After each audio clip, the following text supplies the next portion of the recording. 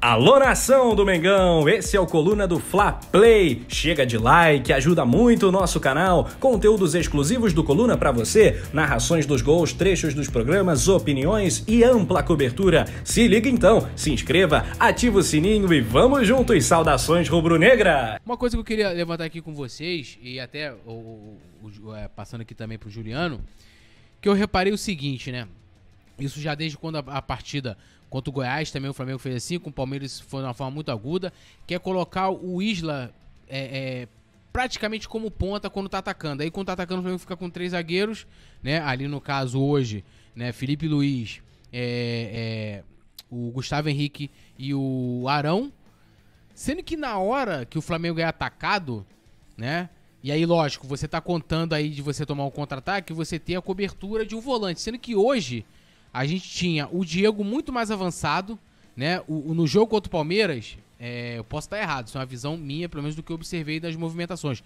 O Diego revezava com o Gerson, então uma hora um subia, outra hora o outro, mas sempre tinha alguém ali. Hoje eu senti muito o Diego lá na frente, muito mais avançado, né? Vindo pouco atrás, né? Ajudar ali mesmo na defesa da zaga. Às vezes ele vinha ali buscar uma bola e tal, começar a construir uma jogada.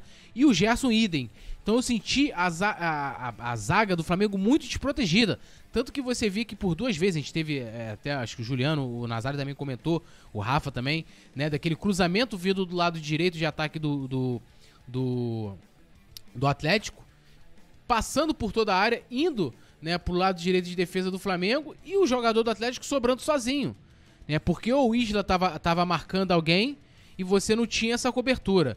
Juliano, como que você viu essa atuação do sistema defensivo do Flamengo, que ficou claro que mais uma vez falhou, que mais uma vez ainda a gente não tem os erros bizarros, mas ainda tem muito a melhorar, né? Então, precisamente hoje, eu acho que os 2 zagueiros, o Arão eu achei que ele errou no primeiro gol também, mas eu acho que os 2 zagueiros não foram tão mal assim. Você vê que o Gustavo Henrique, até na minha opinião, foi um dos poucos que se salvaram na equipe hoje, fez, na minha visão, uma boa partida. Mas é aquilo que você falou na sua passagem aí. Não sei se até se a produção consegue colocar na tela a imagem do primeiro gol do Atlético Paranaense, mas no momento do cruzamento, que é uma coisa natural, o lateral direito ele tem que fechar pelo meio quando o cruzamento vem do outro lado. Só que a partir do momento que ele fecha pelo meio, alguém tem que fazer a cobertura das costas dele. Se você reparar no lance do gol, quando o Nicão vai cruzar, o Isla está marcando o Renato Kaiser. É ele quem está marcando. Ele não pode simplesmente abandonar o Renato Kaiser, porque ele não sabe onde o cruzamento vai vir. Ele não sabe. Só que no momento que sai o cruzamento, tem que ter alguém nas costas dele, porque não pode deixar um buraco pro Abner, que é o lateral, entrar na área e finalizar. Não pode ter esse espaço, jamais. O lateral não pode pisar na área completamente sozinho para finalizar e marcar o gol. Não tem. Isso não aconteceu só uma vez. Aconteceu 3 vezes. 3 vezes. E voltando até na situação inicial do jogo, que o Nazário comentou sobre o Vitinho, vou repetir, eu entendo a escolha inicial pelo Vitinho, pelo que a gente comentou pré-jogo. Eu entendo a ideia dele. Existe um conceito por trás. Eu entendo ele querer mais velocidade do time e tudo mais. Mas o Vitinho fez uma das piores partidas que eu já vi dele fazer pelo Flamengo. E olha que ele fez péssimos jogos. Posso te fazer uma pergunta? Eu até entendi o que você colocou ali no início do jogo, mas eu falo assim, vou te perguntar aqui. Você não acha que ele poderia usar? Fala assim, cara, eu vou botar Pedro e Gabigol ao invés de botar o Vitinho, né, que teoricamente tem as mesmas características do Bruno Henrique para explorar a velocidade e tal, e aquela coisa toda. Mas como eu até falei que eu acho que perde essa questão do toque de bola, da triangulação ali com a Arrascaeta e Felipe Luiz, você não acha que ele poderia usar? Falar, cara, vou arriscar, vou botar Pedro e Gabigol juntos. Porque, pô, não é possível, ele termina com o Rodrigo Muniz com um ou outro e não pode arriscar os 2 jogadores e coloca o Vitinho, que a gente sabe. O Vitinho é jogador para segundo tempo se ele render também. Que é difícil a gente lembrar, teve um jogo tal que o Vitinho entrou e arrebentou, que é difícil. Começando o jogo, então, eu não lembro um jogo que o Vitinho começou jogando ali, arrebentou na partida. Tanto que o gol, vamos botar assim, a parte mais emblemática e positiva do Vitinho recentemente foi ele saindo do banco e fazendo o gol da vitória contra o Bahia. Mas aí eu queria te perguntar se você não acha que talvez o Ceni se prende muito a convicções. Tipo, meu time joga assim, deu certo assim na última partida, então tem que ser assim. Porque o Flamengo também sempre jogou assim, com o Jesus foi assim. Não vou iniciar com 2 centroavantes. O que você acha? Então, Pra pimentar aí o debate sobre isso. Eu acho que ele poderia ter feito isso sim, mas honestamente, assim, eu não vou ser engenheiro de obra pronta, porque se eu comentei no pré-jogo que eu entendi a escolha pelo Vitinho... Eu também entendo. Eu entendo o que ele fez. Eu entendo isso. Tipo, vou manter aqui a estrutura. Tipo, não, eu vou ser conservador. Perdi um jogador que tinha esse tipo de característica, né?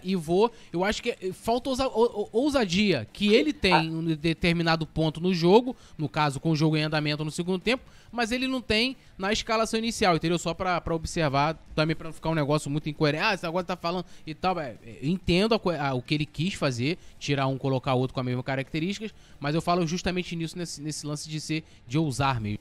Então, isso também, a gente vale ressaltar que também o Nazário trouxe, não é só problema dos jogadores. Porque vamos colocar assim, o Flamengo perdeu o Bruno Henrique, que é um dos jogadores mais importantes do grupo.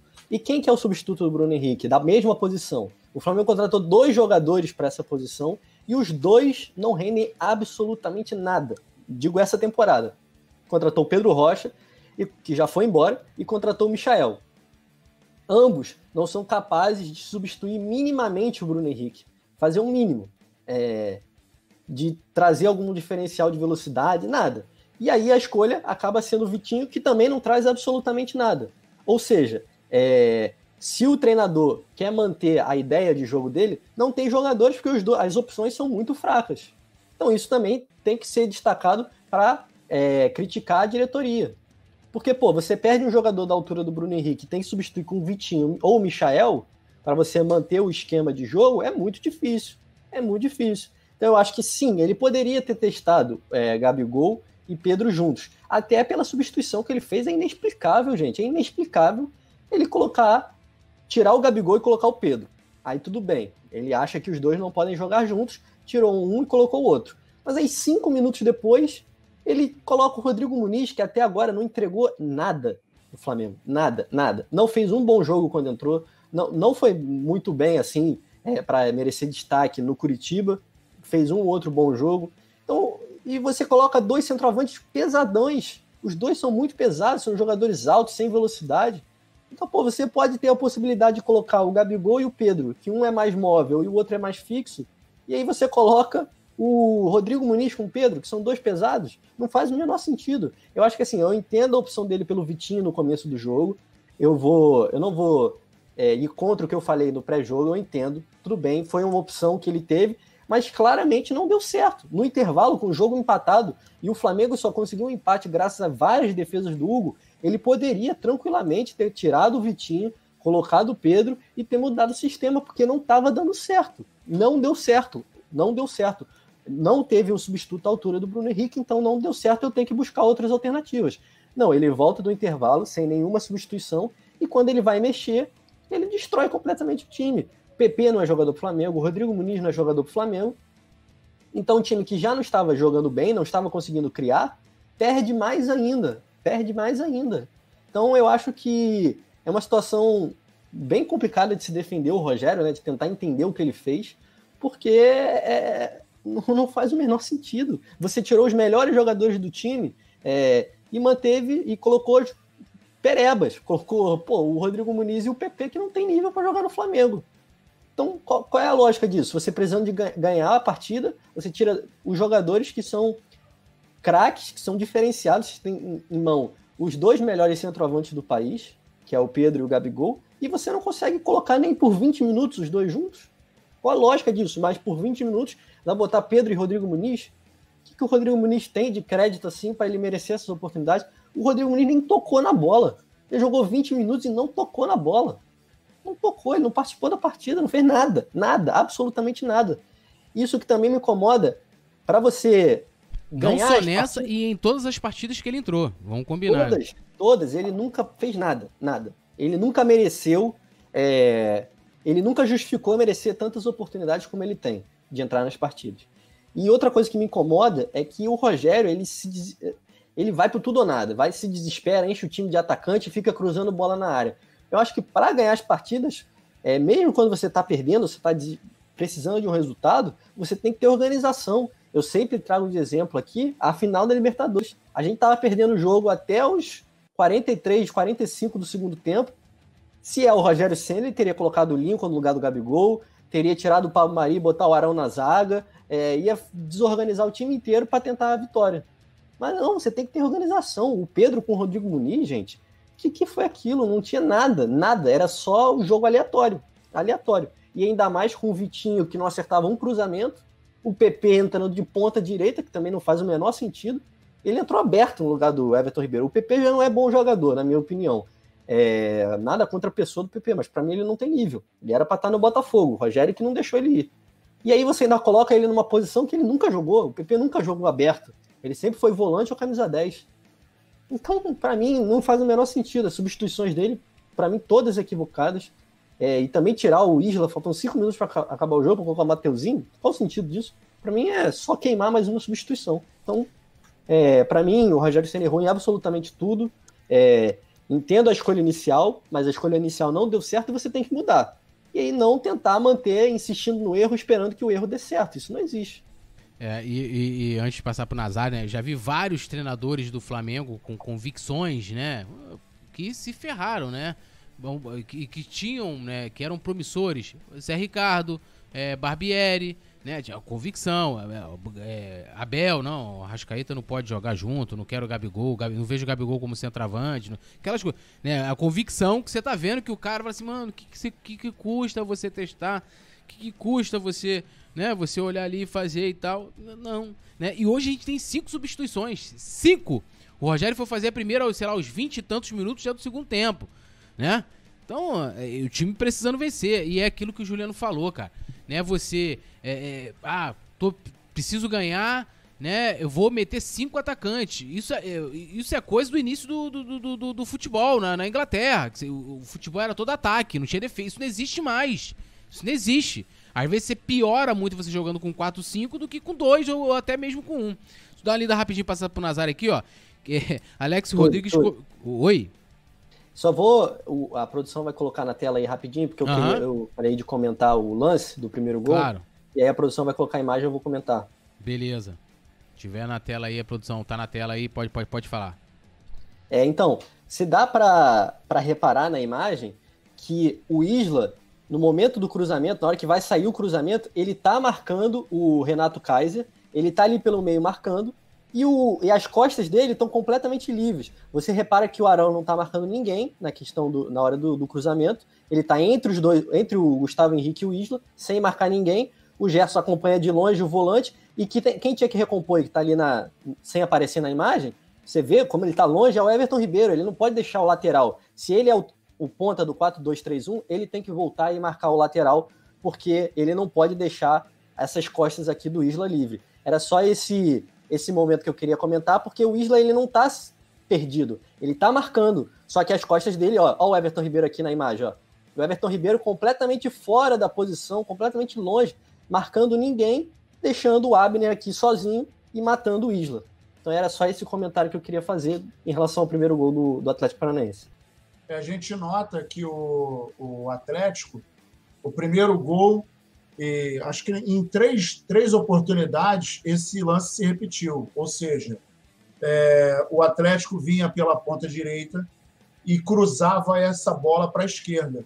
Essa bola viajava a área toda e na imagem que o Juliano separou e a produção colocou, você vê nitidamente a distância do Everton Ribeiro com o marcador, o Abner, que estava sozinho. E aí o que acontece? Quando você tem um jogador que não incomoda na frente, esse jogador acaba tendo que voltar para recompor, porque se ele não está oferecendo perigo, o que acontece? O lateral avança. Então, quando você tem um lateral que avança, e eu sempre falo isso, quando você tem 2 laterais e os 2 laterais são ofensivos, você acaba prendendo o time lá atrás.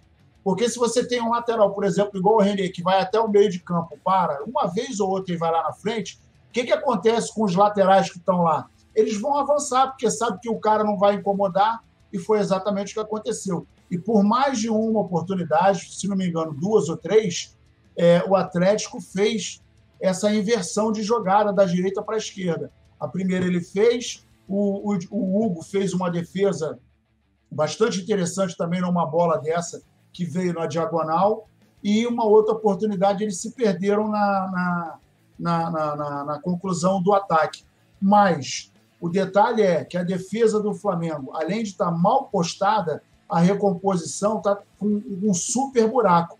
Não tem compactação aí. Você vê que o Gerson está voltando no pinote a lá Arão, quando o JJ chegou, aquele piquezinho de Cooper, né, bem devagarzinho, ele não estava marcando ninguém, ele não estava protegendo ninguém, e muito menos numa possível sobra de segunda bola.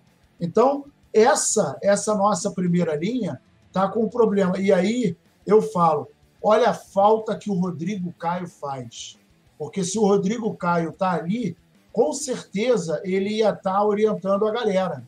Irmão, mais para cá, mais para lá, fulano, chega mais para cá, você fica aí, você posiciona aqui, porque tem que ter alguém ali atrás que fique cantando o jogo. Você tem que estar em conexão direta com o teu volante. Porra, ô Gerson, vem mais para cá, cara, eu estou desprotegido. Se eu der o primeiro bote, eu vou estar com um zagueiro atrás de mim, aí quem estiver ali do lado dele, se o cara errar o bote, acabou. Agora, se você tem um volante protegendo a zaga, aí você fica mais tranquilo. Você perde o primeiro, de repente perde o segundo, mas você tem a possibilidade de um terceiro bote. E é o que exatamente não aconteceu. O Flamengo absolutamente desprotegido, o Flamengo absolutamente displicente. O Gerson, vou voltar a repetir, não jogou absolutamente nada. O Gerson estava perdido. O Gerson estava em campo fazendo número. A jogada dele era pegar a bola e esperar a falta. Ele não conseguiu fazer absolutamente nada. O Diego, na frente, tentando uma conexão com o pessoal que joga na meia, que estava todo mundo disperso. O Arrascaeta muito caído para a esquerda. O Everton, acho que ele está buscando o Tite na arquibancada, porque não é possível. Não conseguiu conectar nenhuma jogada com o Isla, e aí o Isla não tem mais perna para ir e voltar. O Felipe Luiz, idem. E aí eu até falei no bate-papo com o JJ, com o JP no intervalo, que seria muita ousadia da parte do Rogério Ceni, mas ele teria que trocar os dois laterais, botar os dois garotos para ir para dentro. Até porque o time do Atlético estava dando campo para o Flamengo, e nos 2 gols aconteceu isso. Estava dando campo para o Flamengo para atacar na velocidade. Tanto é que os números da partida não deixam mentir. O Flamengo acabou tendo mais posse de bola, no entanto, o Atlético Paranaense ele foi mais efetivo. O Flamengo, de 12 chutes, 2 foram no gol. O Flamengo acabou com 60% de posse de bola. Ou seja, ele fica com a bola no pé e não consegue converter essa bola em perigo de gol. E o Atlético deixou o Flamengo trabalhar a bola até na sua intermediária para dar o bote e conseguir finalizar. E essa foi a tônica do jogo. O Flamengo pega a bola, mais uma vez, toca, não tem eficiência de passe, não tem eficiência dessa conectividade do meio-campo para o ataque. O Gabigol foi pouquíssimo acionado, o Pedro foi pouquíssimo acionado, tanto o Vitinho quanto o Everton Ribeiro não tinham velocidade, não conseguiam driblar, não fizeram uma jogada individual, não tiveram coragem, e aí falta coragem, confiança, um pouquinho de raça, tem que estar ligado. E aí, quando você tem um time que está absolutamente desligado, está desinteressado, e quando as mexidas desarrumam tudo, e aí é o que o Juliano falou, se o Rogério Ceni estivesse na final da Libertadores, o time do Flamengo ia ficar uma zona e a gente não ia conseguir ganhar aquele jogo, porque não tem consistência, não tem repetição. E quando você tira uma peça, ainda que essa peça não venha jogando mal, o Bruno Henrique não está jogando nada, não jogou nada no Campeonato Brasileiro. Mas a gente não tem ninguém naquele lado que possa substituí-lo à altura. Assim como você não tem mais ninguém do lado direito, porque o Everton está num declínio gigantesco. Não tem ninguém que possa trabalhar no lado direito à altura.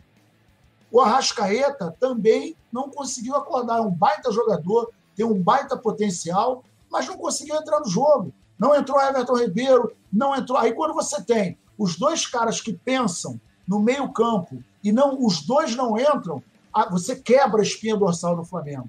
Porque você pega a bola, sai para construir a jogada, o que você faz? Você procura um volante, o volante se posiciona, ele busca o meia, aí o meia tem o papel de pegar essa bola, virar para frente e buscar alternativa para municiar o ataque. É exatamente o que não está acontecendo. Você, quando tem, principalmente nesse setor, esse lapso, acabou. Você mata o time. E aí, quando você pega a bola e tenta aprofundar para o Vitinho na esquerda, tenta buscar um Everton Ribeiro, que não vai mais ao fundo, que tem um lateral que está do lado dele, que tem por obrigação fazer a passagem para o fundo, dar a opção de ou puxar a marcação ou receber essa bola e municiar o ataque, não acontece. Aí o Flamengo fica o quê? Absolutamente previsível. Pega a bola, gira para um lado, gira para o outro, tenta por dentro, não consegue, volta, fica com a bola um tempão no pé e não consegue fazer nada.